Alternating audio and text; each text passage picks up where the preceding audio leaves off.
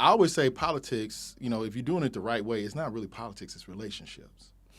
So relationships with your community, relationships with other folk who make decisions. That's what this is all about.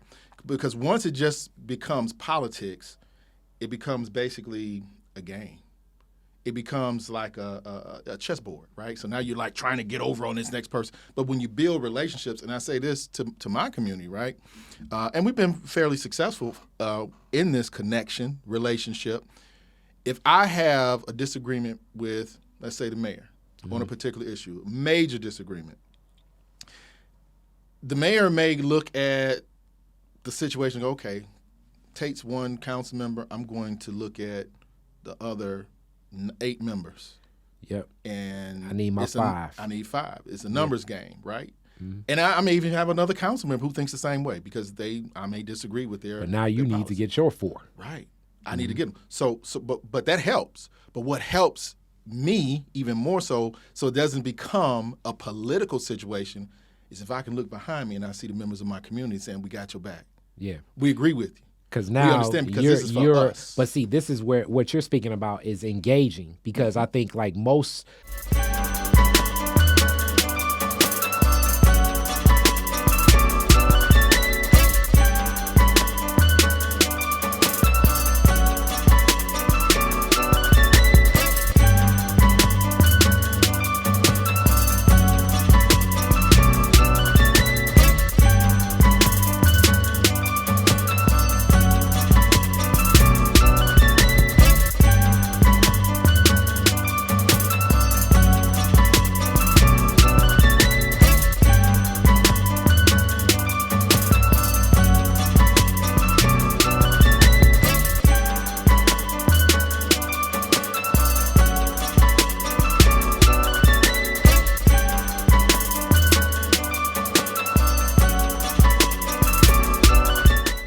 All right, welcome back to Detroit is Different podcast. And right now in the studios with somebody that's active sitting council member in the city of Detroit. One of the first people that supported what I was doing back when I was doing my Follow Leader Hip Hop Leadership high school seminar and conference. I met him on the campaign trail. I was like, yo, I'm working on this. And he was like, all right, young brother, I'm going to, when I get in office, I'm going to help. And then, you usually are used to hearing that and you think like, I don't know. When he gets in office, will he? And then I text message him, hooked up with Shawnee Penn, so shout out Shawnee, and they came and collectivized and supported the heck out of everything that I was doing and actually were available on so many things back when I was stomping the pavement in hip hop. And he was fresh into the office and now elder statesman, pro tem, James Tate, Councilmember James Tate. How you doing today? I'm doing well, my brother. Thank you for having me. Yes. It's been too long. It's been a minute. We caught up because of the community town hall series that we did in District 1 that I'm doing Tell Us Detroit with Bridge Detroit and walking the district, just putting up the door hangers. I ran into a couple people from the School Craft Improvement Association.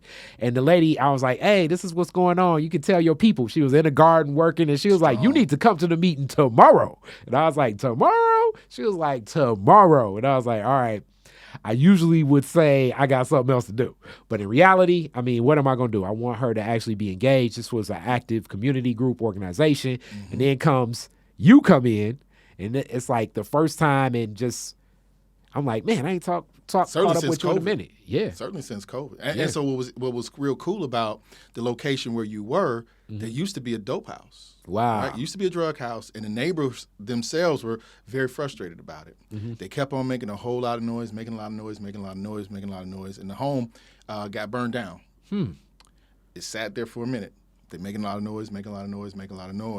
Finally, the city comes, and we demolish it, right? Which is good for the neighborhood. They're like, yay, it mattered. But they wanted to take it a step further than that, and they created a garden out there for the community. And, you probably saw one of the gentlemen, I think you were gone by that time, but he was so mad because somebody had pulled up his onions. Hilarious. Yeah, but that's how the community now, that's the gathering space for the community. And it's symbolically a beacon of what that community means and what it can be moving forward. Still not what we want it to be. And the city, all we quote unquote did was remove the house, but they brought everything else to it. Yeah, you know what I'm saying?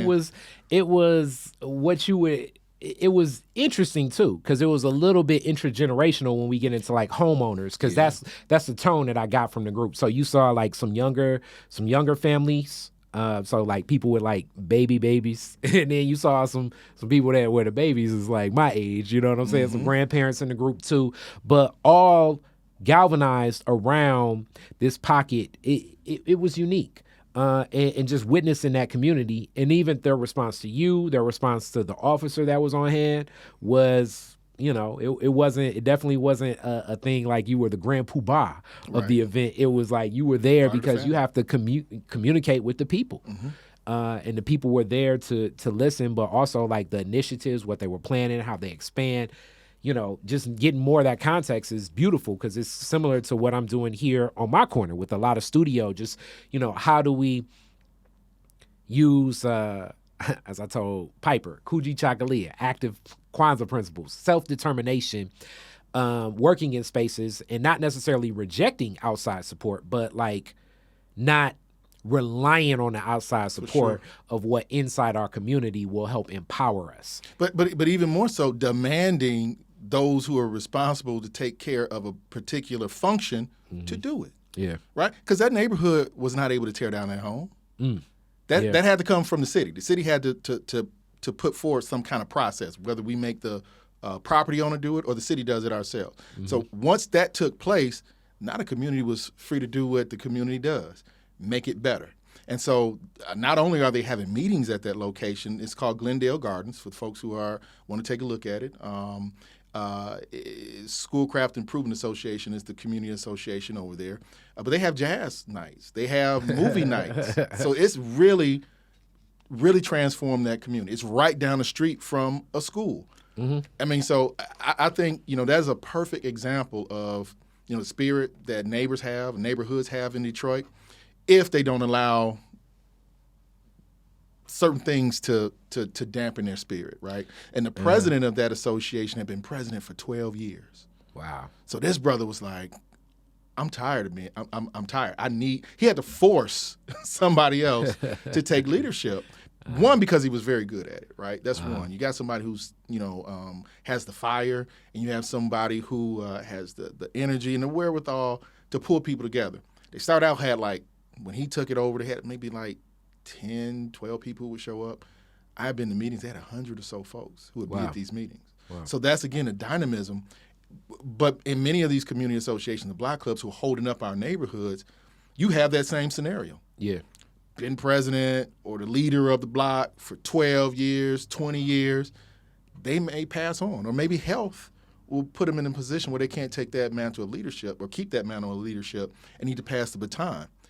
You don't have a lot of people raising their hand and say, ooh, I want to do it, I want to do it, I want to do it.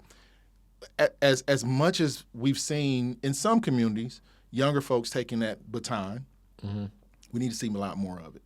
And it's not so, and notice, I didn't say anything about politics. Yeah.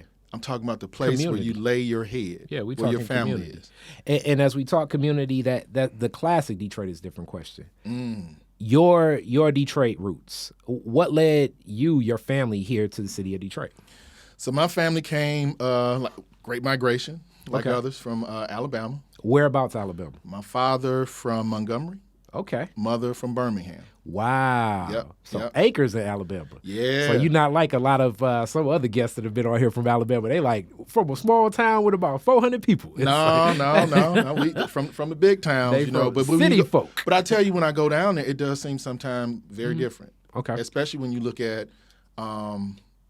the lack of black leadership. You're starting to see it more now. But and then just hearing the apathy, down south is still down south. Yeah. I remember what's so funny is, and this is how crazy our world is right now, and I'll say our country. I remember a number of years ago, this was before the 2016 election. Yeah. And we were going down and visiting my grandmother. We surprised her. And there were a lot of Trump commercials on the air. And I'm like, what? I mean, everybody's falling over themselves. I mean, you don't see this. I mean, even when Barack Obama, the great Barack Obama, was running for office, you didn't see people falling over themselves. Nah, He had to get Donald there. Trump created like a cult-like following. Yeah. Like even to this day, like in certain places in Michigan, you'll still see like maybe I want to say 5 foot by 12 foot banners, flags, or of his actual self. TRUMP, or yes, or the make him with a "Make America Great Again" hat. Like his whole his call to action in the political strategy that I study marketing. I mean, that's my thing. So I'm looking at hearts and minds and how people are influenced. He was key on reaching a certain emotional response of like basically like a us against the world type thing. And we need to bring it back to where we were in control and we knew how to control things best, which actually most people don't even know. I think the science of this, the Make America Great Again campaign slogan is actually from a Ronald Reagan ad from back in the day, from one of the most liberal artistic thinkers that said, how things will work. And this commercial, even with Ronald Reagan, was so poignant because at the time this was his re-election campaign, but he wasn't even in the commercial. They use specific, they use like narrative voiceover to talk about, quote unquote, this idea of great Americana and what could happen. And then at the end, it was like, vote Reagan. I want to say that was 84. Yep. You know what I'm saying? But they tapping into the anger too, though. I mean, that's hearts key. and minds, yeah. But I was so shocked when I saw how bold and blatant. In my opinion, it was, a lot of racist language that had been used, a lot of misogynistic language that was being pushed out by his campaign and his people. Yeah. And I came home thinking there would be no way Michigan would be like that. I know we're not going to see any. And then you drove back up 75 and started seeing like, oh, man. 2 months later, man, airways flooded. Yeah. It's just amazing. I mean, it just So I say all that to say, we come from roots in Alabama. I don't spend a lot of time down there. Okay. I mean, right now you got a full plate. So. Well, I mean, no, it's not just that. I think my family is going through and has been going through the same situation that many black folks in Michigan. I don't have strong roots to my past. So in addition to my parents coming from Alabama, I tell this all the time to folks about, why it's important to have conversations with your family. So when you say your parents come from Alabama, your parents were the first, like your mother and father were the ones that made their way here, not your grandparents. No, well, my mother came with my grandmother and her siblings. Okay. But my father came by himself. Okay. Yeah. Okay. He was 7 years older than her, but he was courting her down in Alabama. He actually came first. And he was friends with my aunt's husband, now my uncle. Okay. Right. And so when he came with my uncle, made a life for themselves here, kind of got the nest, ready. And he was writing letters to your mom like, you need to come to Detroit. That's how they pronounce it in Alabama. You need to come down to Detroit. Yes, sir. Here's some. I had a Verner's today. Doc, I found out my mother lived in Connecticut for 4 years of her life. I'm like, wait. And that was just a couple of years ago. I found this out now. I'm 47. Yep. Me and my mother, my father, I mean, I'm blessed that they're still together, good health, relatively speaking as, we age. Yeah. But found out just a few years ago that she lived 4 years of her life in Connecticut. And I still don't exactly know, like, what led them there, right? Yeah. But we don't talk about those things, right? We don't talk about past. It's kind of like just assumed, and we kind of leave out details. Whether they're important or not, it still creates who you are. In a context of it, yeah, because, and for black folks that don't know, like Hartford, Connecticut has a lot of black folks. It's some black folks in Connecticut because sometimes in Detroit you think that, we can get in pictures where it's like, okay, black people are in Philly, Chicago, New Orleans, Mississippi, like you don't think part of that Northeast America outside of New York, maybe Philly and Boston, it's like black folks in other places. Yeah, it'll surprise you. You know what I'm saying? Very much so. It'll surprise you sometimes, So Within this story of getting here, what neighborhood did your dad move into? Like, where did they settle? So they moved so I'll start first with my mother. And they still actually, the family still has the home. My grandmother passed a number of years ago, but they kept the house in the family. It's a little challenge the neighborhood is, I must say. But on Elmira off of 7 Mile, which is by I-75. Okay. Yep, that's where I spent many, many nights, head to foot with my cousins at grandma's house. You're the second person from bringing up that, like, what's funny is people always say the Dotton Etta neighborhood, sort of. Yeah. That's it. But we knew everybody in the neighborhood, with no problem. My father, I think he was on, I believe he told me Philadelphia Street, one of the streets named after another town or something. Okay. Yeah, but he didn't stay there that long. He didn't really talk about it. It's kind of like here, but purchased the home that my parents moved in on Asbury Park. Okay. Off in that same neighborhood where we were at. Okay. Right, with Schoolcraft Improvement Association. Yeah, I was gonna say, so like right in District 1 still. I've been living there my entire life, and so we kept the house. And now my parents are still renting it, and it's one of those things. We want to keep it in the family. When we talk about generational wealth, it's not a huge home. It's technically a starter home, but it's a starter home that if you take care of it, it doesn't have to just be starter. It could be a home that you can live in for a number of years. And we had renters there. I lived there with my wife for a period of time prior to and while we were married. My sister lived in the home. My sister now moved out, has her own place, and we're in the process, my parents are in the process of renting it out to somebody else. And that's beautiful that you talk about family assets, as I'm in my grandmother's house and grandfather's house. And this is a family asset that I've repurposed. But having those family assets, especially when we think of the safety and security of a home, can become it just becomes so much more advantageous. Yeah.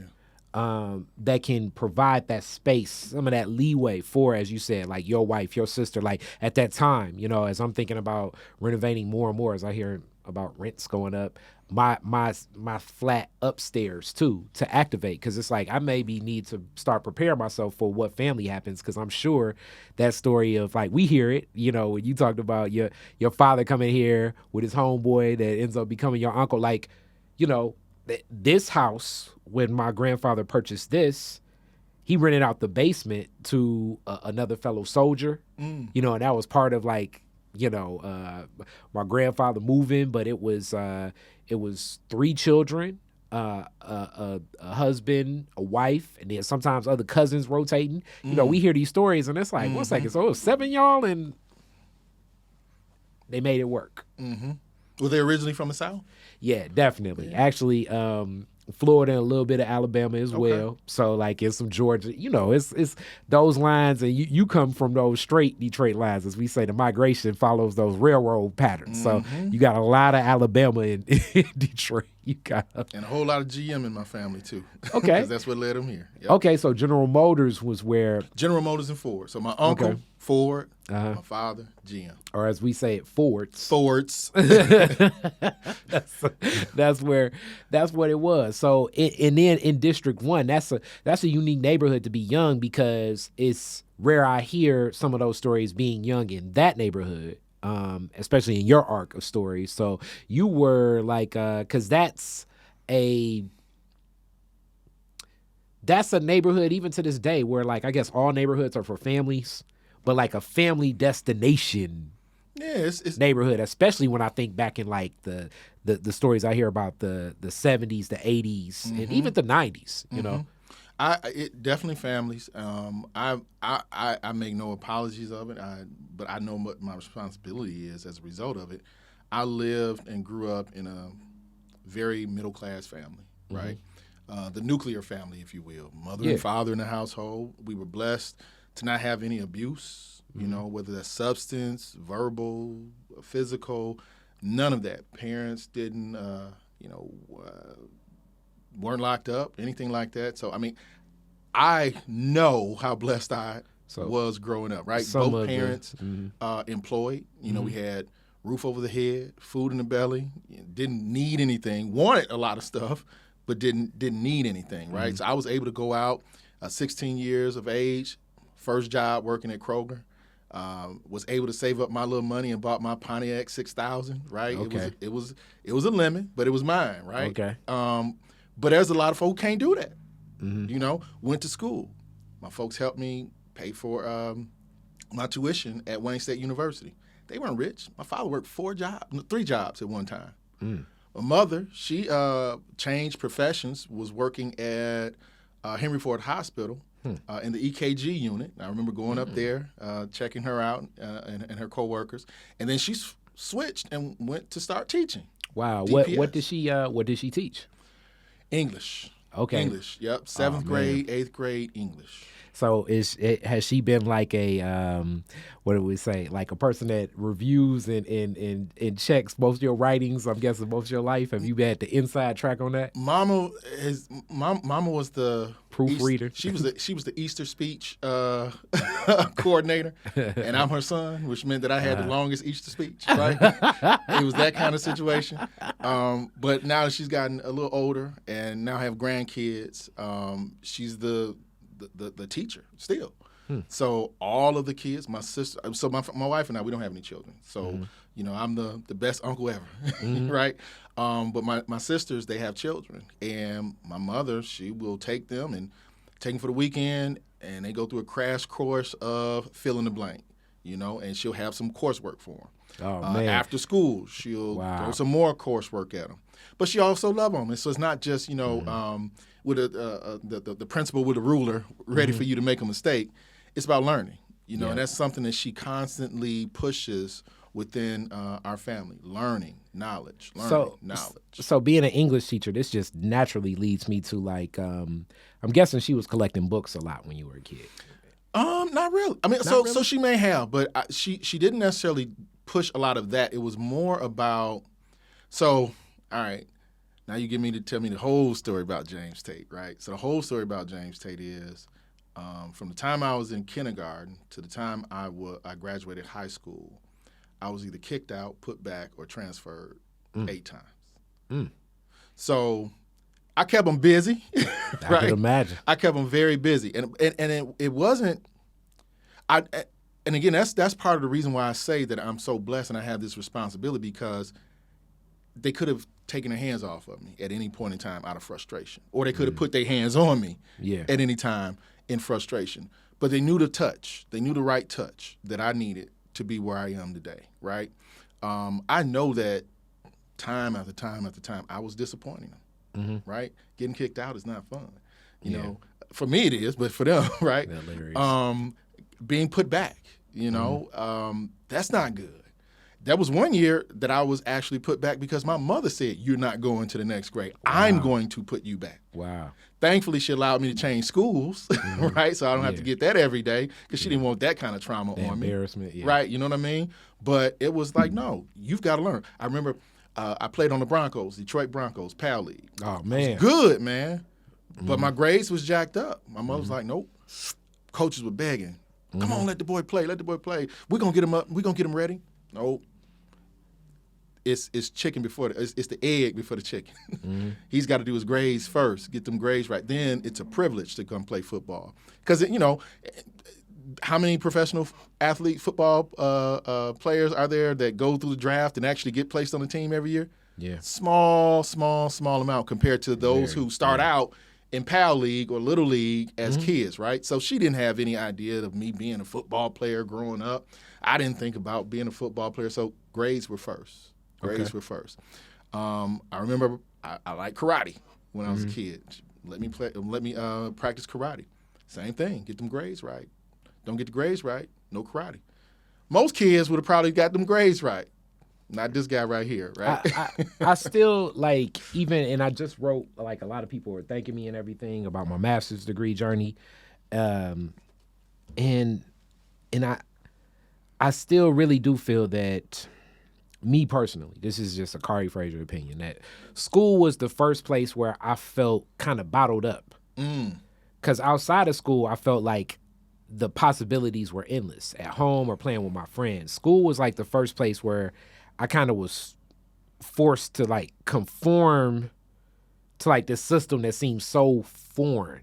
And even with like my nephew Solomon, younger, like 10, I think Dr. Jawaza Kenjufu speaks a lot about this, the learning scope of a black male. We're different. Like, so it's like certain things that, you'll be with a group of, 10 black boys that are like 7 or 8 years old. You may have to do a push-up contest before you can be like, let's get to math. And I know this seems very odd, but it's other energies, it's other questions, it's other just things spinning around in our mind to just settle us, I think, before we can on board in this presentation. Like, look at this, sit down, chill, and you're gonna go through it. I think a lot of people learned that through COVID-19, and in as much as it was like online school, it still was really homeschooling for parents to learn. Like, man, it's like, what I'm saying? It's a joke from Ronnie Jordan. It's like, yeah, my son, it's like I was watching my son doing homeschool, and it's like he had to play with the transformer, like he was like hitting a cigarette or something just to focus, because like I think sometimes our minds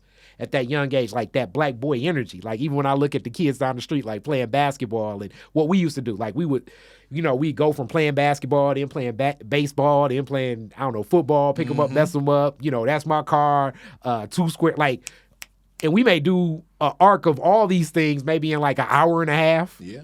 Not even really finish one game before we go to the next game, because another kid walk up and it take our attention, and it's like, oh, he the best person to play red light, green light with, So I think when it comes to black boys, something in that forum just is different, and it's just a theory I got in my own opinion. What I'm saying? I don't disagree at all. I mean, I tell you, man, I probably have kept that because I don't like school. I've got my bachelor's degree. I earned it from Wayne State University. Yeah. Because I tell you, schooling was not fun at all, and I ended up doing okay, later on in high school. But similar to what you said, I learned more about who I was as an individual, clearly outside of those walls of the schoolhouse. But it took me a while to even just be comfortable in trying to figure out who I was. Yeah. You know what I mean? It's like you're supposed to already know. Yeah. Like, what do you want to do when you grow up? Grow up? I don't know, right? But they ask you that at 5. They ask you that at 10. They ask you that at 15. Yeah. And so on and so forth. And you're like, dude, can I just get past this right now? I want to be He-Man. Yeah, right. But I get it, because I think there's again, like I said with my folks, it's it's not an iron fist, but certainly not, keep your hands off. So you got to still inspire, So I asked the question to a kid's 5. Part of it is conversation, but part of it also is to see how we can expand your mind. Because if all you're talking about are the basketball, rapper, or a social media personality, I get it. I'm not saying you can't do it, but what else is out there? What else intrigues you? What else do you like doing? You know what I'm saying? And so, you like playing video games. You can be a video game designer if that's something that you like doing. Yeah. Or you can be the person who tests out video games, right? Yeah, or it's so many, like, artistry for me definitely was an onboarding point to all of this stuff. Like if you would have told me at 19 that this is where I would be with what I was learning from like putting together rap shows, then I'd have been like, are you crazy? Especially with some of the things that I'm doing, just in the strength of like, I never would have thought like, okay, first off, this is pre-podcast. So it's like, so people will be watching videos and stuff like this that you're doing inside your grandma's bedroom, and you're going to have council members coming and talking to them. Like it would have, I never would have thought that from that. It's like, because I had like a defined idea of what success was, but as much as this defined idea of what success was, it was more defined ideas of success imposed upon me, and even the arc of who I looked at as successful, like a Jay-Z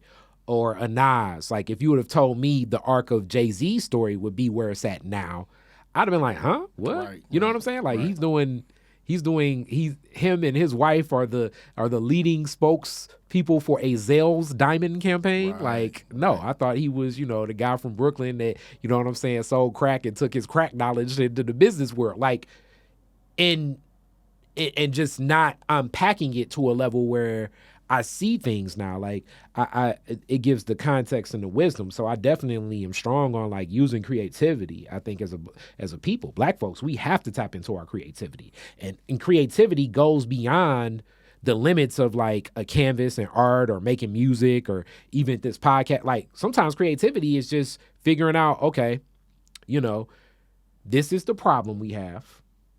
This is the solution that I'm told is the only solution.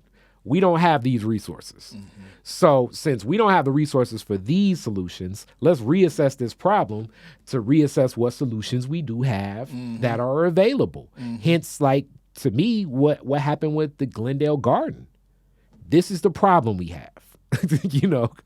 Technically, it's like, hey, I don't know what they would think is the natural best solution. The city of Detroit's going to come in, tear everything down, arrest everybody, get rid of everybody, and they're going to raise our property values, and they're going to, everybody, the mayor going to shake our hands and say, hey, you know what I'm saying? We are bad. You wanted to sell your house before. We're going to make sure that we give you some retribution on some of the property value you lost for this eyesore being over here or whatever. No, that solution is probably a solution we can take and we can put it on the board, but we're going to say probably not feasible.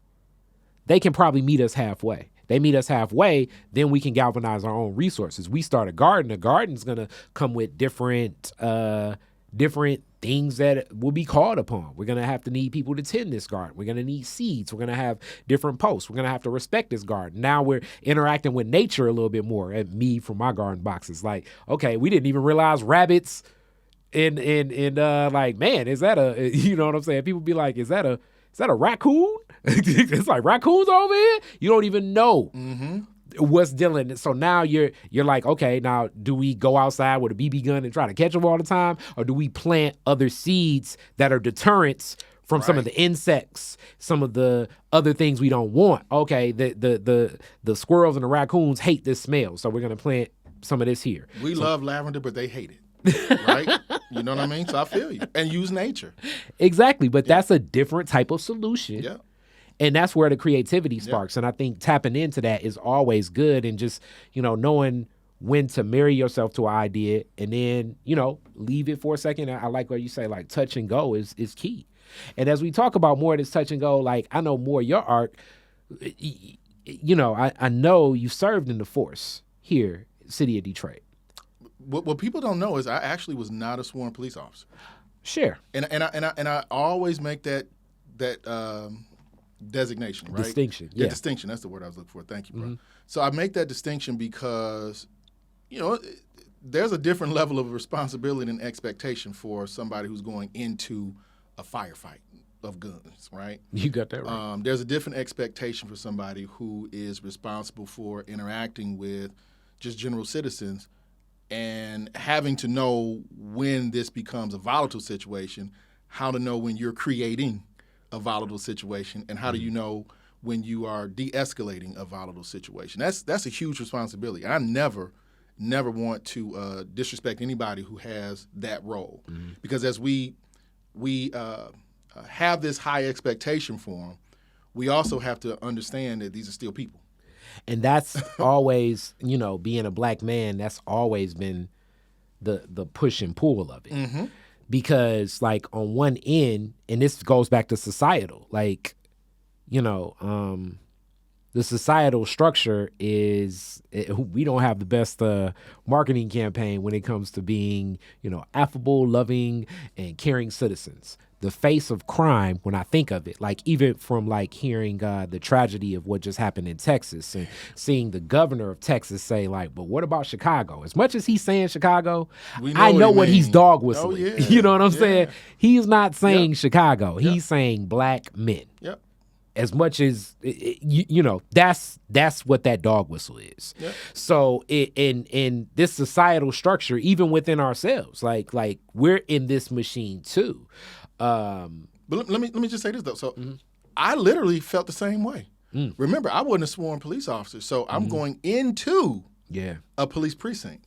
So every day I would come into the first precinct. So again, let me back up just a little bit. So my background is radio, TV, film, communications, right? So that's my degree from Wayne State, not politics. when I look at my life in the past, similar to what you said, I never thought I would be in this position here, especially this long in it, right? Yeah. But my background, radio, TV, film, that was what I got a degree in. But like many, I had a rap group, right? Okay. I was the producer, put a couple of lyrics down there. Our name was the Aristocrats with a Z on the end. Okay. Right? We're the Aristocrats. Okay. And the crew was called the Blue Bloods. I'm really shocked. You know, I got so many rap questions for you because I'm surprised I'm just not learning this about you. That's why I love this, because it's more than just, as I talked about earlier, a caricature of a politician. We're people. Yeah. Human beings. Yeah. So, and then with your age and your arc, it makes sense that you would be into hip hop because that was the prevalent culture, like, at the time. It helped define me. Yeah. Who I was. Remember I said I was trying to find myself. I found myself in art. And I identified with these artists. And that 8 years that you have, I'm kind of guilty of it because, like, me being 39, that 8 years you have on me, even though I was a kid with my cousins that were babysitting me, and that's really what I love for hip-hop. Like, 88, 89, 90, like, those were eras where I think you saw such a eclectic blend of the Black experience through hip-hop. For sure. You know what I'm saying? For sure. And that was beautiful for me to be able to be like, okay, here's Chuck D, here's KRS-One, here's Luke, here's Shuck G or Humpty, here's LL Cool J, here is Eric Sermon, here's NWA, here's, you know, like I have this eclectic mix of, you know, Tribe Called Quest. Like these are different, and even the difference between Tribe and De La Soul, like these are different perspectives of what a Black man can be. It was just like the beauty of the collage of it to me was amazing, you know, and you were more in the mix of that. Whereas I'm like seeing, you know, from the people, you know what I'm saying? Like I'm getting it secondhand, you know what I'm saying? Well, I mean, technically I kind of got it secondhand as well, but I got it when it became a little bit more mature, you know, from the hip hop, which was cool. Yeah. Dre came along. And changed the perspective totally, of right? it. You know? It became much more commercial. Definitely. You know? But and now is extremely commercial. I'd say it's the prevalent pop culture in the world right now. Sir. You know. Yes, sir. Shout out to Kari Turner and Miss Corona that they left the tour in India where they were engaging with students in India that, you know what I'm saying, about hip hop. And it's like, wow, this is, you know what I'm saying, talk about like what you never thought you'd think. I'm sure next time I talk to Kari Turner, it's like if I ask 20-year-old Kari Turner, do you think that, you know what I'm saying, like, you know, in your 40s you're gonna be in, you know what I'm saying, India kicking rhymes and freestyling with kids from India, you know what I'm saying? Like that very well may know your lyrics. Yes.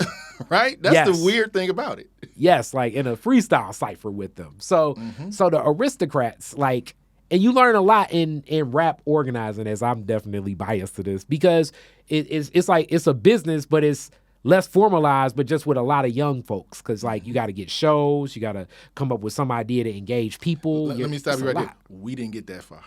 Okay, all right. We didn't get that far. Okay, so that was just kind of, you were just having fun. Well, no, the goal was to get that far, but you know, it's only room for so many. The capacity, especially at that moment. Yeah, and then, you know, I'm not gonna say we were a phenomenal group. You know, it's like everybody else. You try it out and you try to get better. And I still actually have some of the recordings, man. And I listen to some of them, and depending on what era it was, we kind of mimicked that. Yeah, what was going on? Yeah, you know, when Bone came out, you know, we started doing a little singing song kind of stuff. Yeah. Had a little chant like the Bone had. Then when Dre and they did, we tried a little bit of that. Yeah. And so what's funny is, I mean, and that's kind of what I did, like trial and error, just kind of figured out who I was. So going back to Wayne State radio, TV, film, I had 2 short films that I wrote, directed, and acted in. Right. Wow. What were they about? So one of them was called That Thing, and it was shortly after Friday. And again, emulating the culture, it was a day that 2 brothers, 2, you know, homeboys go through their day. And there was some violence that was involved in it, but it really wasn't the end. It was all a dream, you know, that kind of thing. You woke up, and that was the end of the movie. So that was one of them. It was cool. I got a chance to act with my homeboys. Got a chance to really figure out how a script is written, because I mean this is still going through official process. Jackie Byers, shout out to her, my instructor there at Wayne State. And then the other one, I can't remember the name of it, but it was following the trajectory of a young man who battled alcoholism. Yeah. That's interesting. Yep. And so, again, got a chance to act with my family, brought them in. It was just real cool, man. They're not masterpieces by any means. That's funny. And I still have one of them. But the beauty even of that is, like, when we talk creativity, my sister's going to start shooting a movie the 13th. It's called Catfish Christmas, and she has a location in Sherwood Forest and other places and stuff. But she's been doing these types of creative projects most of her life too. Like, you learn on the go, and really with film and like in most of these projects, like it's a lot of project management, bringing people on board, okaying a location, getting another take out of a person, encouraging them, understanding the capacity of what the camera is. Here's a classic one. Des Cortez was here last night with Josh Adams, and classic actor. He just won the first of the Detroit Film Awards. He just won Best Actor of the Year. But wow. But even continuity. Yeah. So continuity. So yeah. So if you have a conversation and you have different camera angles, you can't, like what he just said, you can't have me turn this way in one scene and then it jump cuts in the edit. Now I'm turning that way because it'll mess with people's minds. Yeah. My radio TV project with Northwestern, we really messed up the continuity. It was because we shot one thing where a guy was wearing a hat and like walking down the hallway, and then we finished it. Yeah, because with the actress we had, when she was ready the next day, so now he's talking without the hat on, and my teacher's like, "Kari, what are you doing?" I was like, "Hey, we gonna say that's movie magic," but you learn some of the organization capacity, what's needed. For me at least, like I think with these creative projects.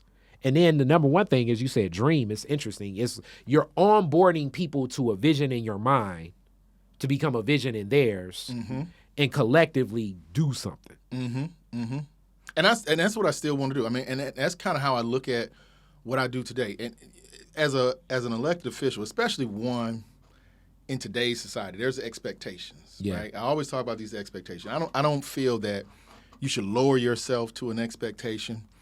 But you also can't divorce yourself completely from it, especially when you're in the people business.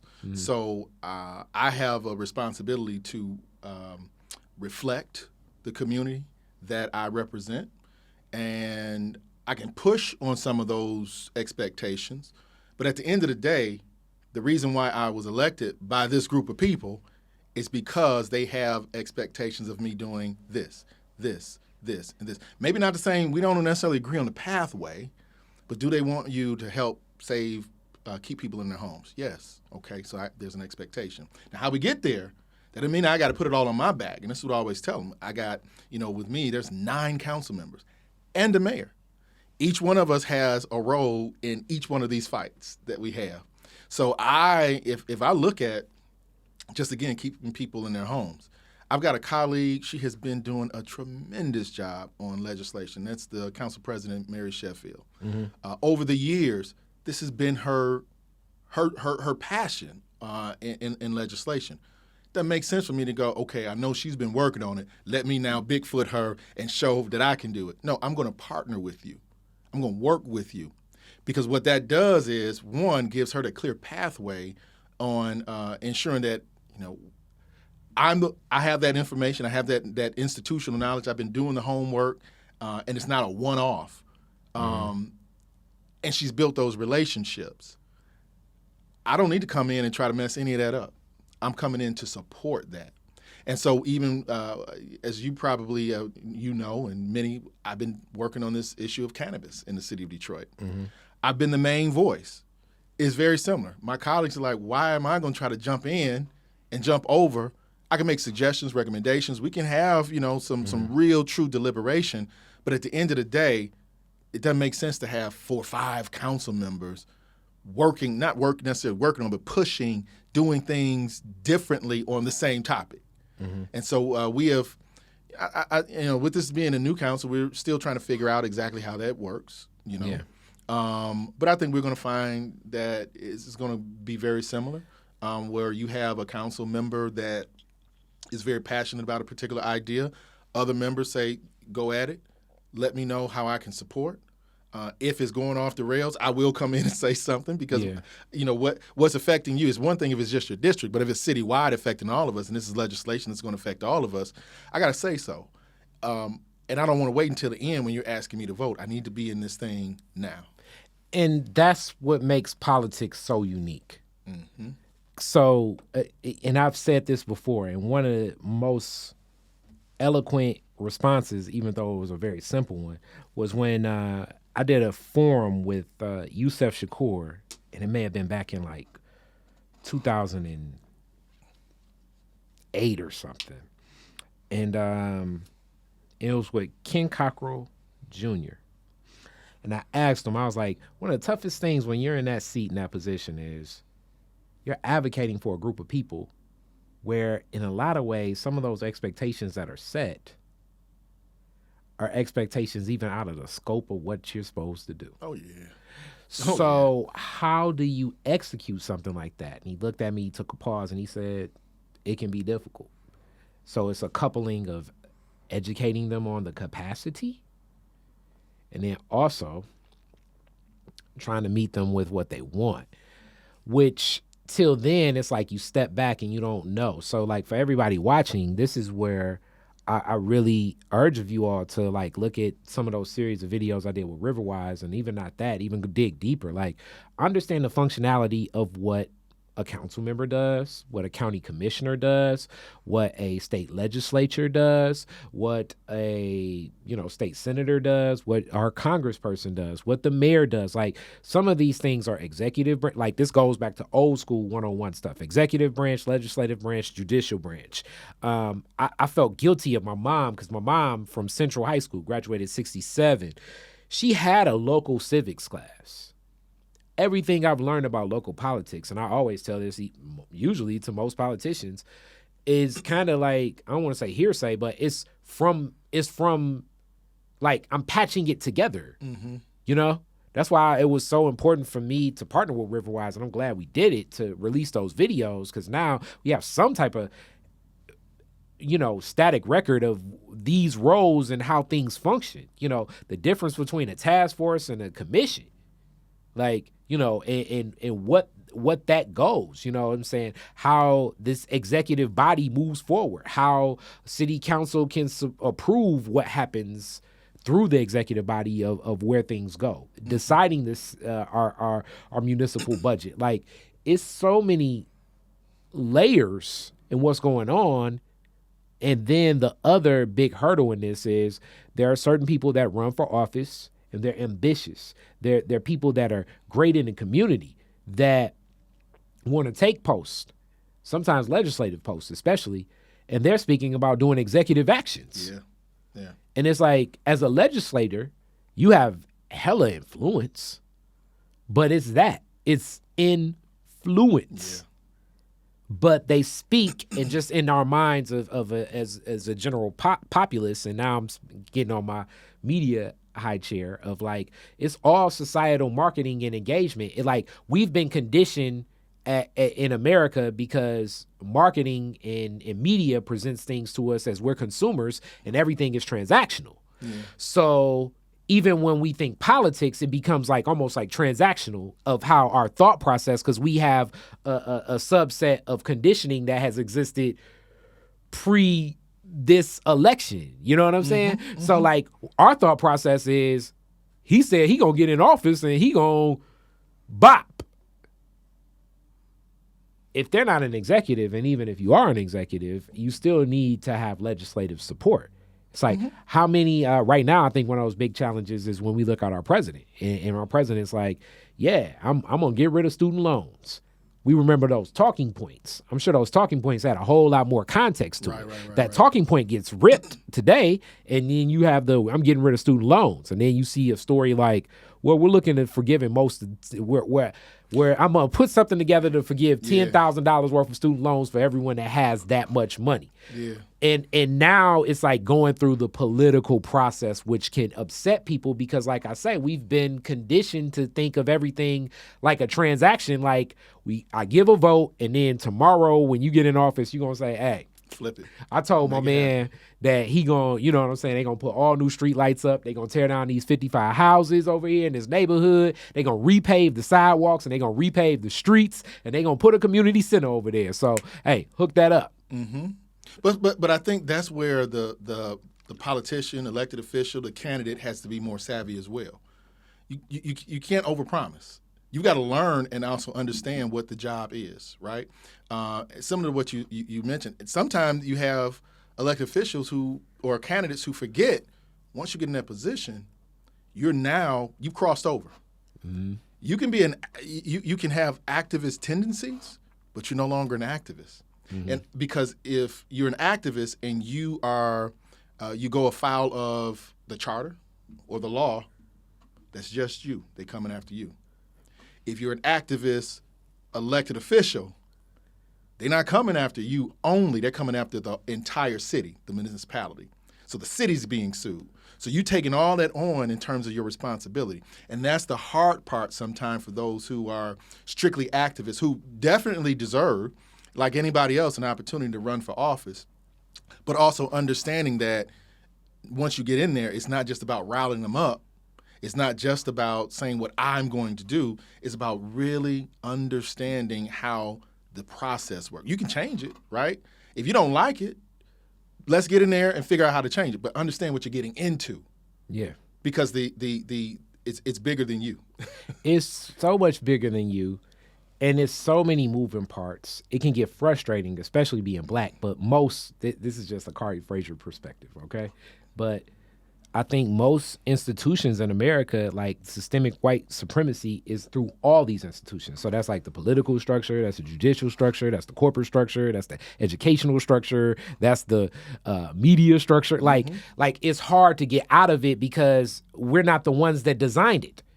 The design itself, as like if Kari designs something, I'm designing something that's great for Kari. The design in this model of America was designed for predominantly like middle-aged white men that own businesses and property. So the further you get away from that, then the more it's getting outside the design. Yeah. You can put water in your car for antifreeze. Yeah. And it'll go a little bit. Yeah. But it's not going to last. Yeah. Now, with it, as things have reshaped and reformed, because it's like, do you want to revolt or do you want reform? It's going to be a little bit of both. And I do think that political structures and relationships with people such as yourself and many others, that's a key asset in what we can build in our community, but we need to understand the role of how that asset functions and not just think to ourselves that they're in office, so since they're in office, now I can just think about something else. No. Because, I mean, the other piece to it is you got to hold us accountable. Yes. And holding us accountable is not just going on social media saying bad stuff. Holding us accountable is not just going to your people and saying bad stuff. Holding us accountable means engaging with us, finding out if we're open to that engagement, right? There's public forums. So I'll tell you, like for city council and any legislative body, certainly from a local level, you have to allow, so all of your meetings have to be public. Mm-hmm. There's no quote unquote behind the scenes. So we'll talk, but the decisions being made at the table.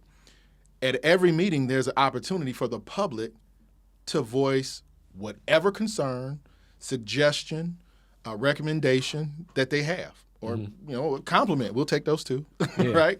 But you have that opportunity. So that's one bite at the apple. The other is every elected official has an email system, has a phone number. Reach out and call. Reach out and send that email. Hey, here's my. And then now, what's your expectation? That you're going to either get a call back or some communication back to you.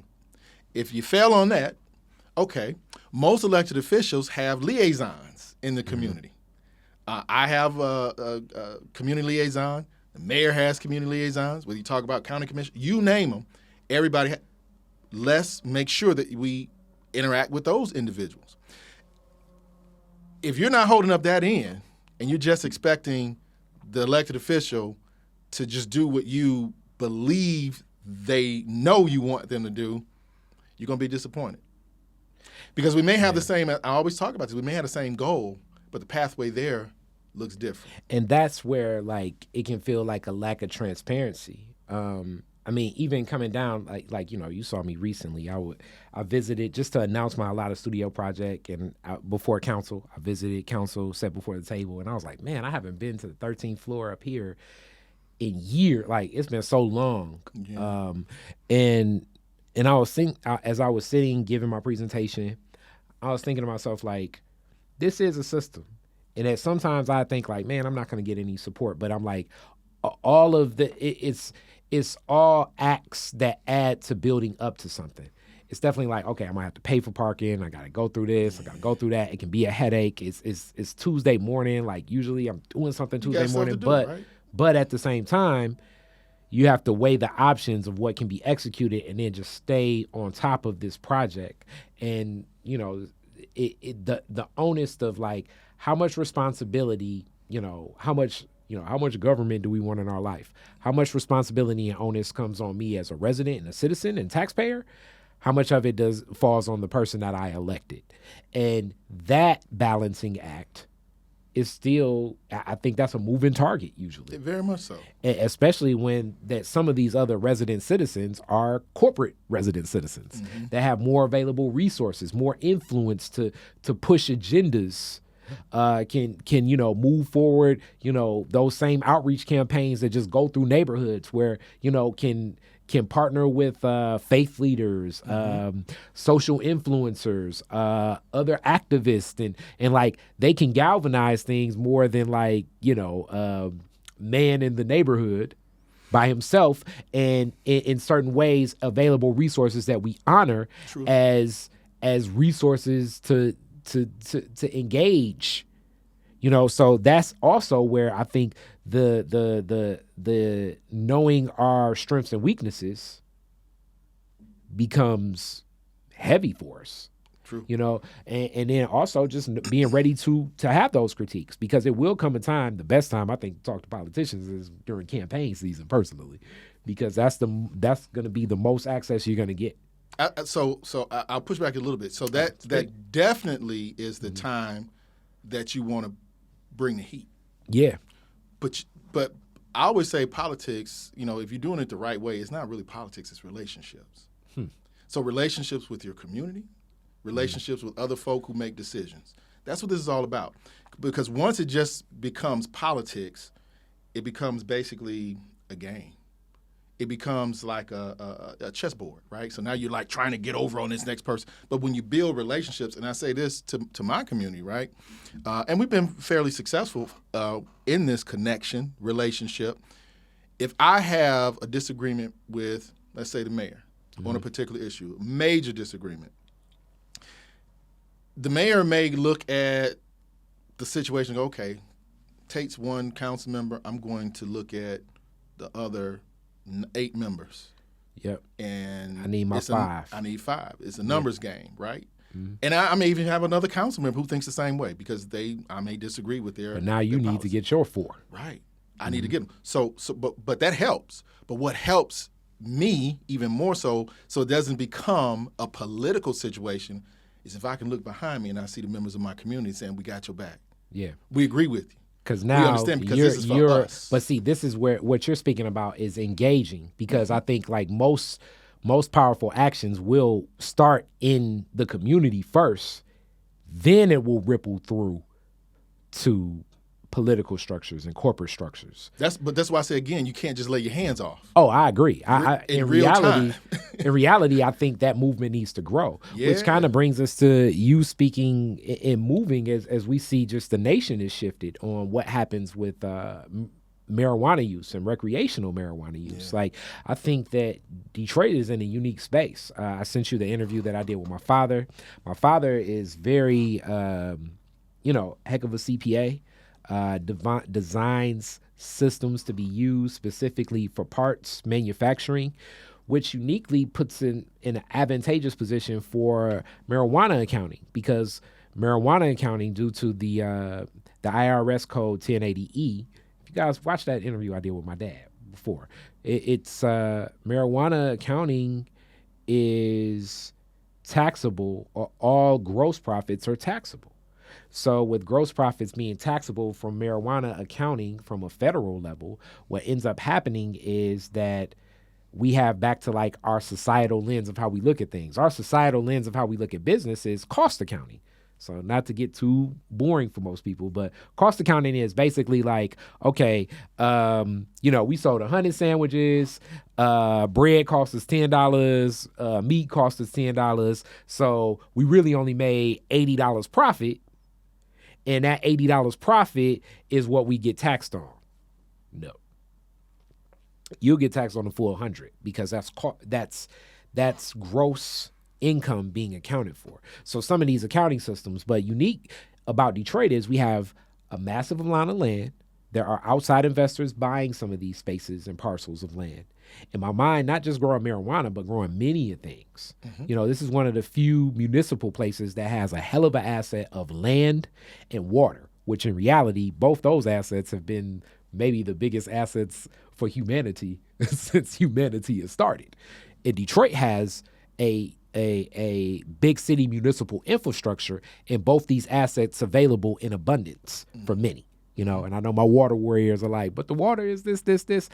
I'm just speaking specifically to that river that encompasses the biggest freshwater resource in the world. Okay, so I'm not getting into the treatment and the structure and all of that. I'm just speaking to just the nature of it. The same way with the land, So with this, it leads to a unique opportunity for the community, because I really do think this will be the community engaged and how these parcels of land need to be activated for how we can grow some growing systems. As we know, the asset that marijuana, just due to the recreational use, the health uses, or whatever, can be from growing it. Mm-hmm. So what does it look like? What does it look like processing, selling? How do we galvanize and build co-ops? It can't happen. Politics will be involved in this, but knowing that the community must first say, this can be an asset here. And what does that asset look like beyond, a bunch of people just getting high? Because It's deeper than a bunch of people getting high. Right. If this is shifting and it shifts the right way, this can be a place that I think that can lead to a lot more empowerment for our community. It absolutely can. I mean, but the challenge that our community is seeing, and others who try to infuse equity within this industry, is that we're constantly fraught with litigation. Definitely. We just released yesterday a press release, and I made myself available for whoever wanted to talk about it. Funny thing is, I didn't have many who wanted to talk about it in the traditional media, but there was a ballot referendum that was put forward that had X amount of signatures that were required to actually put our ordinance on pause. So literally the medical industry as well as the adult use industry would be put on pause until at least November, until voters will be asked if they want to repeal the ordinance. There's no replacement language, which means that City Council would then have to go back and create replacement language in 2023. So now we're not talking about July when we are actually about to, July, August when we're going to roll it out for the remaining license types, those limited licenses, dispensaries, micro businesses. They're talking about trying to slow down this industry to the point, or stop it, and take us into 2023. Mind you, they already sued us in 2021 and put us on pause. Right? So share what opportunity have you championed on behalf of many of the businesses into the cannabis industry? What have you done from the local level that empowers them to have more access to actually function? So there's like three different, actually four groups we've got to figure out how to satisfy within this. One, you have the and I'm going to be very crude in how I explain it. You got your non-black medical marijuana owners. Mm-hmm. They have a predominantly non-black and non-Detroit. Let me just say that as well. Have a predominantly a stronghold on the medical industry. We have not yet jumped off into adult use or recreational. Let me take that back. We did approve the first grow licenses for adult use, but it's a very small number. Yeah. But the issue is you have a number of those medical marijuana users that are non-black, non-Detroit. There's 74 licenses in the city of Detroit. About 10 of them are owned by black folks. Yeah. Out of those 10, 8 of them are actual Detroiters. And so that was, medical marijuana industry. I wrote the ordinance for it back in 2014-15. As you know, we had emergency manager at that time. And equity and diversity wasn't the thing that it is today, for sure. And I'll just say, even from my perspective, I don't want to deal with marijuana. Yeah. And I didn't want to deal with it because of all these issues that we're still dealing with today. It's so hard to get over the threshold. As an elected official, you want to, will your way through. Yeah. I sign this ordinance, get my colleagues to approve. I get it, and it's done. Boom, close the books on that transactional thinking. Yeah, right? Mm-hmm. But here we are. Voters voted for recreational marijuana in the state of Michigan in 2018. Yeah. And here we are still in 2022, yet to open up a retail establishment, a.k.a. a dispensary. Not because we didn't approve an ordinance, but because we keep getting fights. Pushback. Major pushback from those non-black, non-Detroit owners. And they're using every trick that they can. They're now suing it again. And I'm gonna speak on another Kari Frazier opinion. This same thing as I talked about my dad's interview opened up on this. Like the underground economy of marijuana sales, I think, has been an asset, I believe, for my community. The same way that I likened it to the street numbers were assets, and these street number businesses definitely, like the 20s through the 60s, were the lending options for most black businesses.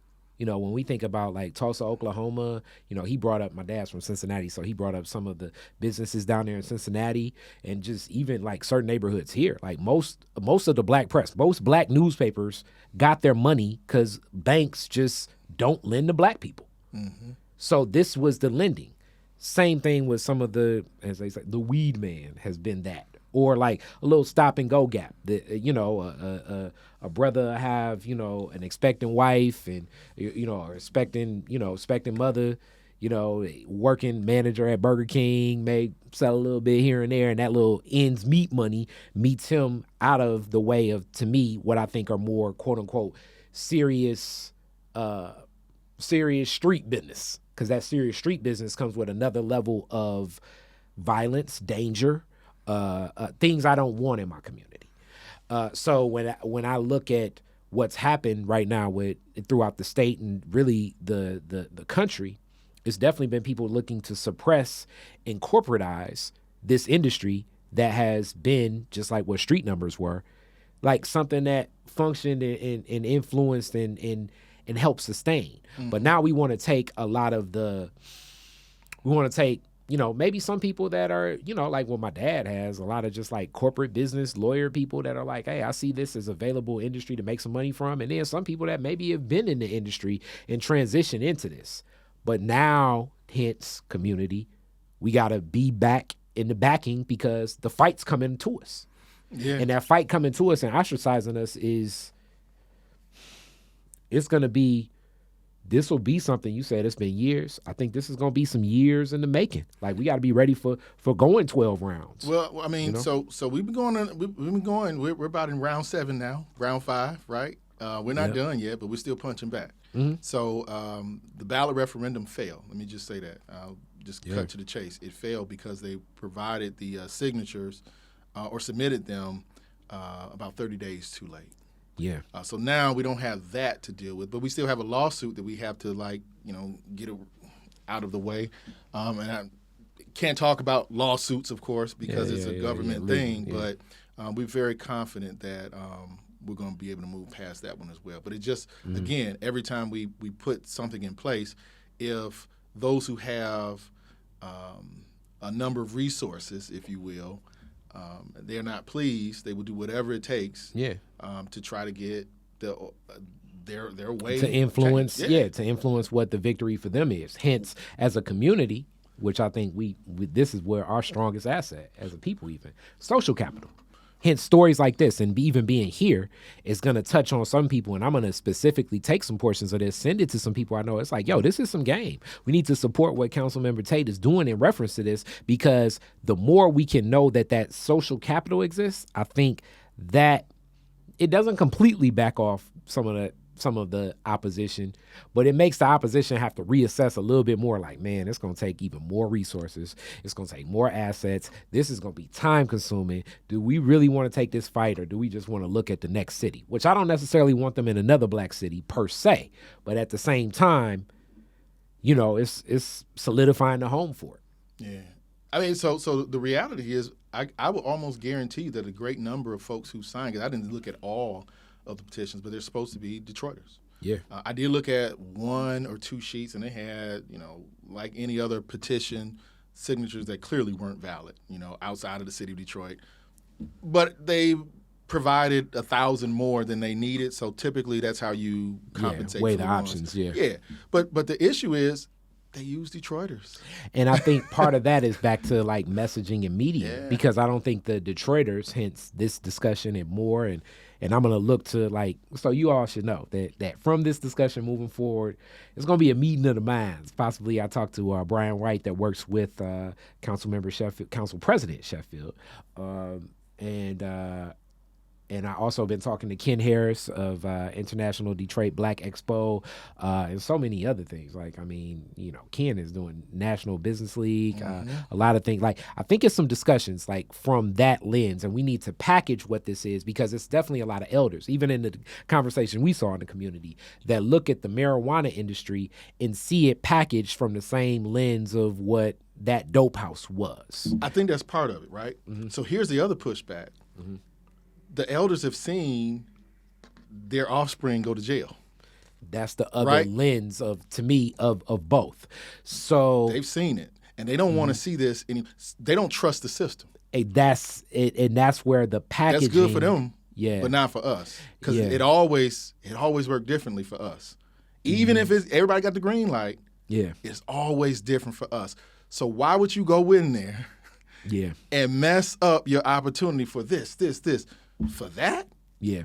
Right? That's what I constantly hear over and over from my older but I'll tell you this, though, Kyrie. The beautiful thing about these relationships I talk about is that it's not just about this issue today. It's about the long game. So there are many. Remember I told you I started this fight back in 2014 with the medical. When you started talking about our elders, across the board, it was absolutely no. Yeah. So once I started having these conversations, you know, people, some of your audience may not know, but I used to host and still do host every month what's called a District 1 monthly meeting. I remember because Peace used to tell me about it. It was great. Peace used to tell me about that. She was like, "Hey, you remember I met Councilmember Tate? He was over here at what was it, Coffee and Cream? The Java House. The Java House." I was like, "For real?" But that's what those relationships do, right? So you get a chance to ask the question, get a response. I get a chance to ask, so what do you guys think about this? Because I'm thinking about this legislation, right? So now they become my kitchen cabinet. This entire community who's willing to come out to a meeting or 2 or 3, whatever it is, but having them have those years of conversation, and you talk about the potential benefits, whether we talk about, you know, again, depending on where you look, marijuana may not cause any issues. Marijuana may be beneficial. Marijuana may cause issues, right? Depending on who you look. But at least you're getting more of an explanation of what could possibly happen physically to your body, right? Yeah. So that's one. Then you look at the possible economic benefits for your community. You don't just let them come in. They got to create a deal with you. Otherwise, you all galvanize and say, no, we don't want you in our neighborhood. Community benefits ordinances. Yeah. And agreements. I put that in the ordinance, right? So now take it. Are you going to just say no? Or are you going to say, well, let's talk? And then you might say no. But once you have more information, you identify how it can work better for your community. So we started to see that. And now I'm seeing some of these seniors who were initially against it actually asking me how to get a license. And that's what I think. What you just said there, that's where Detroit is different. I'm definitely going to push. It's more than an olive branch on capturing some of those stories because I think we respond through people. And like, maybe not even the voice of you or maybe not the voice of me, but a voice that now this senior can identify. Because seniors are very important in this electoral process because seniors are the ones that vote usually. Solid. So when they see the reflection of themselves in the context of it, now it can shift some of the focus. So I would definitely be looking forward to talking about capturing some of those narratives, making them available, making it ready to be shared, and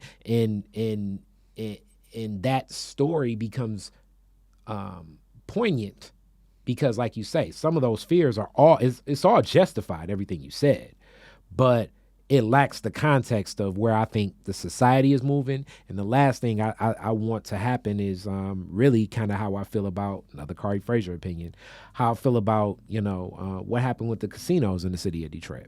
And I feel that we, especially now that gaming is pretty much, gaming is national, you know what I'm saying? There's casinos in you know what I'm saying, almost every city. But being that Detroit was one of the cities that had a casino here before most. Like I had family members, and you probably did too, coming from Cleveland, Cincinnati, and Indianapolis, just to come to the casinos here at one point in time. And I really do feel that some of what I know about that exchange, it could have been more that the community got from the casinos being here, in my opinion. And that was before my time, ladies and gentlemen. I know. That's definitely before your time. Yeah. And this is a Kari opinion.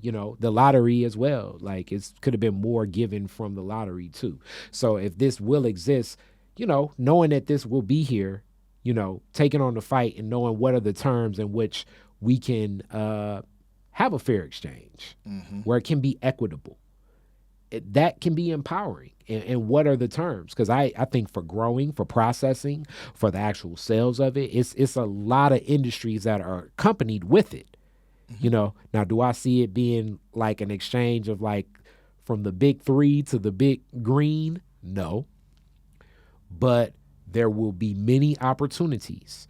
And with these opportunities, it can be advantages. And because a lot of this still does deal with land and gardening and planting, it can lead to more greenscapes. It can lead to more other assets of like, all right, well, if you bring in the dirt, I just bought $500. I just bought $500 worth of what is it, like 6.5 cubic yards worth of dirt. I think if the industry were here pumping like it should be, that should be something available for any community that's ready to get started. Of like, hey, we want to get some garden boxes. You should almost be like every block can get like, I don't know, 30 cubic yards worth of topsoil and compost every year just on the house, because we as a business, this is the community we decided to partner with, and that's what we do. Things like that can functionally happen. That can be a solution. Yeah. And as you think about like even challenges like this, now I kind of want to go back to the personal, like, because you do take on this caricature, but just you in the personal space, like how in balancing this, you know what I'm saying? How in balancing the new actions with the standing just things that people really want to reach out to their council member, and then just being a husband, just being a son, being just, James Tate, the individual. How are you balancing all of that with so much coming at you? There is no balance. There's no balance. I look forward at some point. Right now, it's full steam ahead. Work. I am a husband, and I love on my wife as much as I can, and that's the one upside for us with COVID, if we can call it that, is that it, definitely forced us to kind of get rid of bull, that was clouding our relationship at the time. Because, when you're there with that person, either it's going to go one way or another, right? And we actually, it created a stronger bond with us, But just in general, I go to the grocery store, I get hit with, hey, Councilman, I got a quick question. I know you're shopping, but I'm at a restaurant. Hey, I know you're eating, but I'm riding my bike or walking my dog. I know it's not the time you want to deal with, but, and so again, when we start going back to those expectations, I can easily say, I'm protecting my time. Here's my card, and keep it moving. Give me a call, send me an email. But that's not how you build that relationship. You got to give that person their time. At least that's how I view it, respectfully. Now, of course, there is a way that you don't do it as well. And I've had that too. Folks who don't want to respect the space. Now, if I'm with my wife and we're at a dinner, I'll give you a couple of minutes. But at some point, we got to wrap this up because it's not my time; it's our time that you're now infringing upon. And so we're trying to do it a certain way. And my wife is she's very accommodating because she's become, it's part of her life as well. Again, this is year 13. This is my 4th term that I'm in right now. So over the time, it has become certainly a blessing that people feel that when they engage with me, they'll actually get a result. Because it could be the other way where I'm not even going to waste my time. Because he never does anything. Or they're coming over, you didn't do this, you didn't do. I don't really get that. I get, hey, I need help. And if somebody's coming, reaching out for help, whether they have, tried in the past, some will say, I've called your office several times. Got no notes of it, right? I've sent you emails. Nope, it doesn't matter. Or maybe they did. Maybe somebody in our office dropped the ball. Let's be real. You're now engaging the person who you believe that can solve a problem at your home or in your community. My role and responsibility is to figure out how to make that happen. I can't do it right then and there, but I need to take that back and work with whoever I can to address that particular situation. So, and those things typically, and I think we talked about this earlier, those things usually are not responsibilities of the legislator. Yeah, it's the executive branch, and that's what makes it also interesting. And I mean, even as we get closer to a close, that's where I think taking on this type of responsibility and being in the position you are, and like doing a lot of things in life, like as much as you're in office, you're representative of the time with your wife, your family, your friends, your personal self. Like that commitment in running includes a lot of you. They come and protest at your house now. It's off limits, man. That's why I lay my head. My family lays their head. But again, do I go out and make a bigger commotion? Do I stand my ground and say, if you cross this line, I'm going to call them? Do I do that, or do I let them do their thing, going about their business, grin and bear it, so to speak, wait for the next one? Those are things that elected officials, politicians got to think about. That's the reality of how it infringes upon your life. And just in sharing that space, because I think also along this way, because as people say, oh, they still in the game, like that same constituency are the people it's a group of people also pushing on the other end that champion you. That see, so many times people be like, I wouldn't vote unless you do something. And I'm like, I'm not planning on running for nothing. You know what I'm saying? Right. You be good, though. But thank you. I do wonder, like, even in that capacity, as like this other group that's pushing, like, hey, this seat's opening up for Congress. Because I'm sure, so many people are now on this congressional ballot. Yeah. I'm sure, whether you want to admit it or not, it was people on your phone saying, hey, man, I think you can. Oh, for sure. I think you can. Absolutely. Every election that comes around, there are folk who say, hey, man, you've done pretty good in your district. I the last 3 elections I've won by at least 68%. So it was, first election was, I like everybody else, you get in there, right? So it was 138 8 people who ran that year. And it wasn't by district too. It wasn't by district. It was all at large. Right? So which makes it even more like different. OMG because big names jump out, former politicians jump out. But I eventually and essentially ended up the 7th highest vote getter at that time. Yeah. Right? So that was a blessing. But in the primary, I was in 11th place. So it was like, it wasn't guaranteed. I remember it because I pulled up the paper that day. And I was probably like looking like you was probably doing it. I was like, man, Tate got in. I'm like, okay. Yeah, I was excited about it. But after that, I'm winning elections 68%. 72%. This last one, I got about 74% of the vote. So clearly, this is that relationship is working. That has been built. Yeah. It's working. So what happens is you have folks who are saying, okay, I don't like this congressperson or I don't like this state representative. We need somebody to unseat them. Tate does pretty good. He knows how the game is played. We need to go. Let's go talk to him. So I get the phone calls, but I have no. I've said this. I have no desire at all to go to Congress, especially in this environment? Absolutely not. I have no desire to go to state politics. Again, especially in this environment, I like being on the ground here with my people in the city of Detroit. As much as a challenge as it is to know that at any moment you can be touched in a good way in the neighborhood, that means something because it's not me just sending an email to a staff member and asking them to work on it because I'm elsewhere. I'm physically, like yesterday, when those storms hit, I'm out there surveying the damage myself. I'm taking pictures, sending photos of the damage to the directors, saying, "Hey, just heads up. I don't know if you know about this, but here's a tree blocking the street in my district. Here's a house that fell into, a tree that fell into a house. I know we can't get through all of this all together at one time because, this is citywide, but I'm just letting you know this is what I see, and I'm going to follow up on it." So I got some follow-up calls I got to make today and asking what the status is. Mind you, by charter, that's not my job. My job is strictly to write laws and ordinances, approve the budget, and approve contracts. That's it. But if I don't build those relationships, none of this matters. Especially for somebody like me who really values the work, not the position. The position is cool. And this is no slight to any of my colleagues because I understand the value of it. Right now, everybody's up in Mackinac. That ain't where I want to be.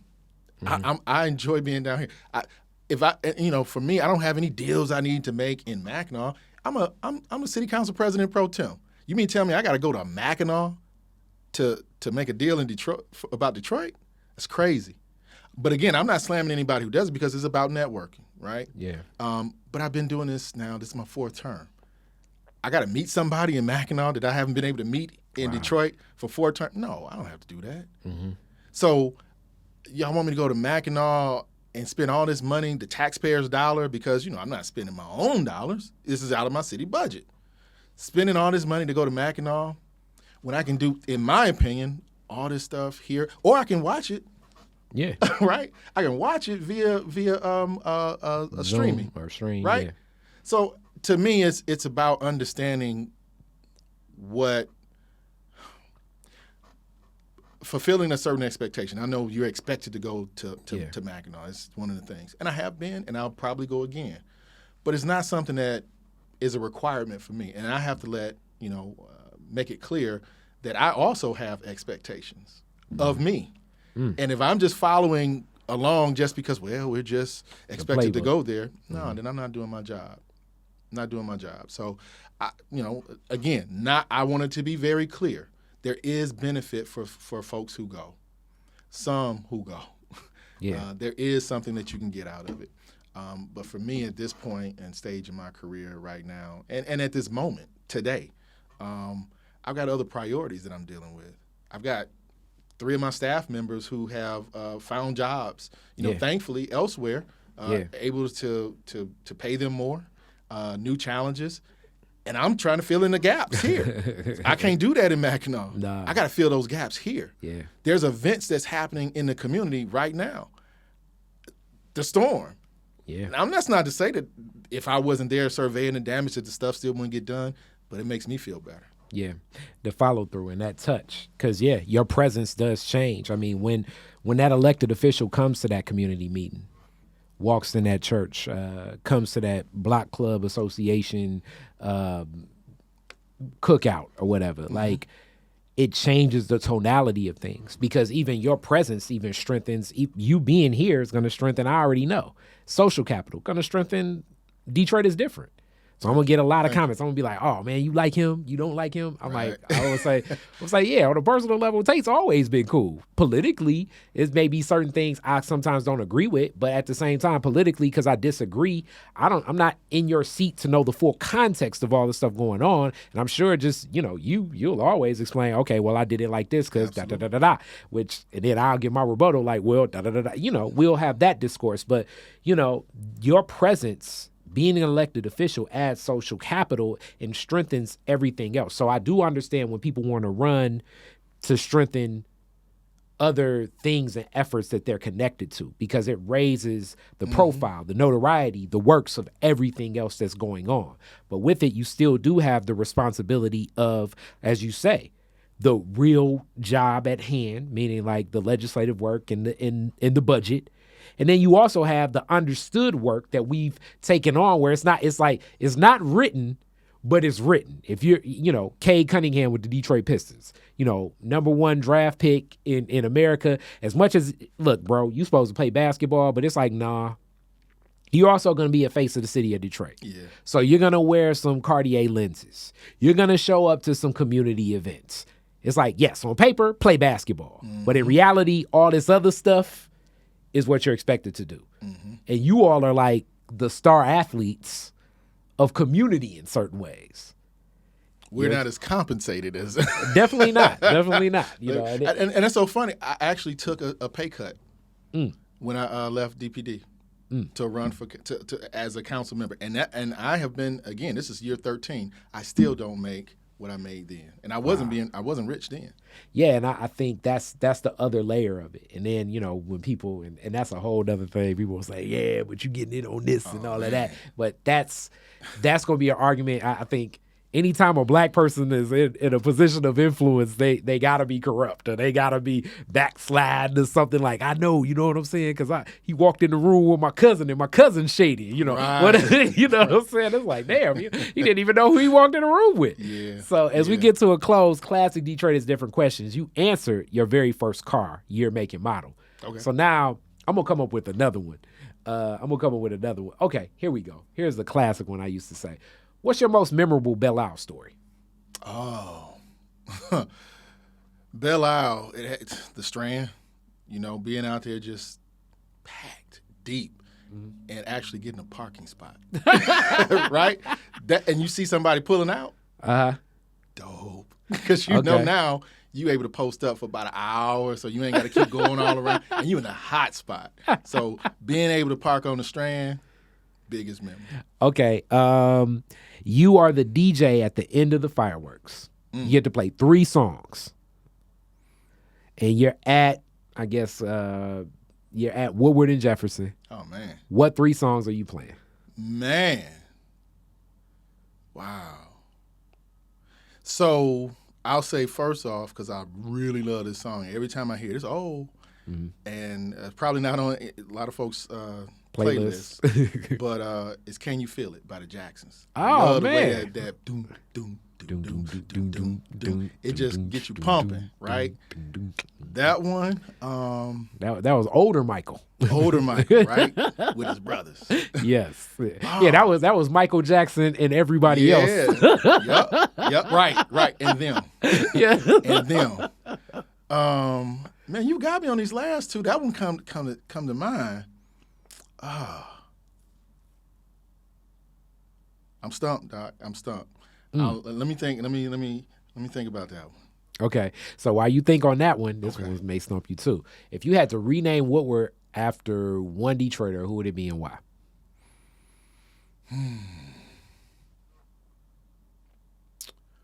I would say, renaming Woodward. Oh, man, there's so many cool people, good people. And it's so bad, but I cannot remember her name now, but she was the woman who fought to have. We actually created a secondary street name after her in the area. It's in Midtown area. Man, I feel so bad because I can't remember her name or the location right now. It's all fuzzy. You got me on these. Okay. Okay. But what it was at the time, she, because the building was owned by black people, it could not have an entryway on this particular street. That's interesting. So it actually had an address that didn't match the building actual address. Because the laws at the time against ownership. Yeah. I mean, it actually is on the record. It's funny. We're dealing with a deed situation here where some of those old deeds and laws, just based on precedent, it's like if you black, you can't own properties. But that makes sense. Well, even in my own neighborhood, we saw the paperwork. Black folk couldn't live there. Yeah, I was going to say the deed. Yeah, when you look at it, it's shocking to see. It's like no Negro or no colored. Like, damn, this was in law for real. But to see how she fought that, and was defiant to the point where this building still has a red door on it because it's symbolic of this door that could not be used all those years. And I'm going to send this to you. I'm going to find it. This almost sounds like documentary worthy. It is. I need to find this story. I never knew about it, right? Uh-huh. And this is one of those perks of being on city council, being able to learn about the history. Hopefully one day, I can recall it again. Yeah. But real talk, learning about the history of the city of Detroit that nobody will tell you. Okay. So folks got together and sent to us a recommendation for a secondary street. It was a no-brainer after learning her story. Again, I can't remember her name right now, but I promise you, I'm going to get your information. I will never forget it again. I got you. I would name Woodward after her. Well, I would. I can't wait to share that and add that to the mix of this because that's going to be powerful. And then when this gets out, but this was wonderful. A heck of a discussion. I actually kept you longer, so I know you enjoyed it. But thank you so much for coming to Detroit is Different. How do people get in contact with you if they want to reach out? I'm sure I'm gonna put your email in the lower thirds, but what's the best way? Yeah, best way: phone call, email, phone. Okay. You can reach out 313-224-1027. If nobody's there picking up the phone, or maybe she's on another call, leave a voicemail. Don't just call thinking we got call ID, we're going to call you back. Leave a voicemail because it's very, very, very important for us to be able to connect with you. And then the other is the email, Councilmember Tate at Detroit, MI, as in Michigan, .gov. Still working on my socials. I just hired a communication manager to help me with that because it's a lot trying to do your own social as an elected official. I can imagine. And the emails. I mean, we get about 50 emails a day, so have to go go through those. And so still working on the socials. That's coming. She's doing a great job. But right now, email and the phone, best way to get in touch with me. And we definitely want to hear from you. Definitely. Thank you so much. I appreciate you, brother. Black revolutionaries, distillery owners, Italian fashion retailers, and Motown Grammy winners all share their best stories never before told in any other media outlets on Detroit is Different. Visit DetroitisDifferent.com or download the Detroit is Different app on Apple's App Store or Google's Play Store.